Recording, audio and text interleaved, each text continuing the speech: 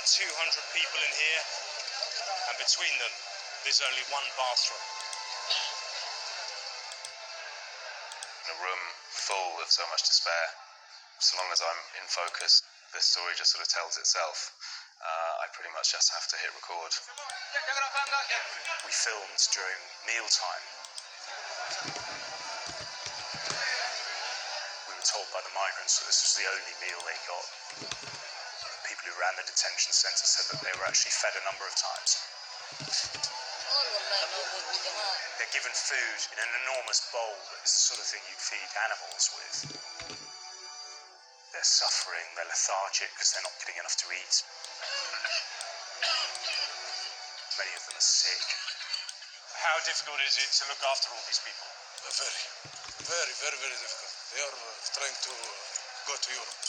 We keep them here safe to return to their countries. And are you being given help from Europe now? The Europeans not as much as we need. Europe must do their part and help us. Alex and Jake were able to start peeling off and speaking to people without anyone listening in.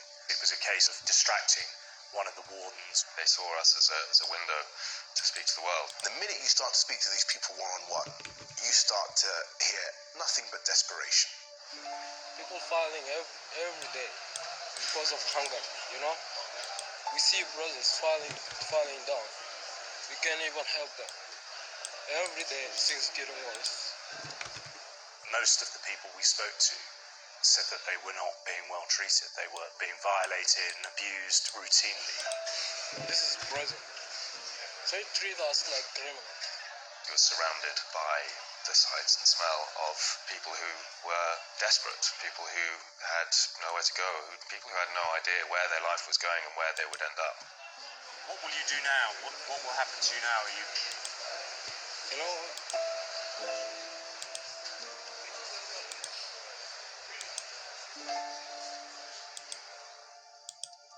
we spoke to a large number of migrants who would tell us these stories of how they were abused, how they were beaten. And they are taking us outside to work. When we were working, they are not paying us. So they're taking you and putting you to work? Yes, every day, daily. Even now, also, we have some people, they are absent. They are died, they are alive, we doesn't know. They are taken outside. When they are come enter here. So you're treated as slaves? Yes. They were targeted by militias and then taken to these detention centres because they were worth money as slaves. These people like animals, they are not good. We didn't kill anyone. We didn't take money from someone. We didn't do any crime. Yes, we are refugees. We came across sea here. They are arresting us. From the minute they leave home to the point of getting to Libya or trying to get to Europe, they are at constant risk of exploitation.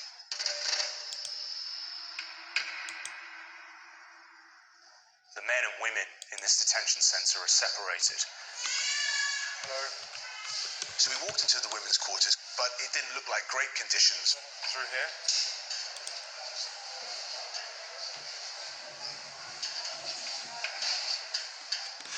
There were beds, there were places where they could sit. You didn't get the sense that it was awful. Things were quite calm to begin with. Please, sir, I can't get up because I'm hurt. You're hurt? Yeah. Tell me what happened. They were three sisters and some other women in the group. Alex was sat down, started to ask some questions, and it was almost immediately. Where do you come from? I'm from Nigeria. And they just started to break down. I'm fed up. I'm fed up here, so I tried to escape. You tried to escape? Yeah. And Not only what me. happened? Not only me, they catch me back and I was treated badly. What happened to you? What did they do? Yeah, they flogged me, not only me. They accused the people in the camp of beating them. As you can see, it's because we are treated badly here. That is why we try to escape. Her friends, and some of them were her family members, started to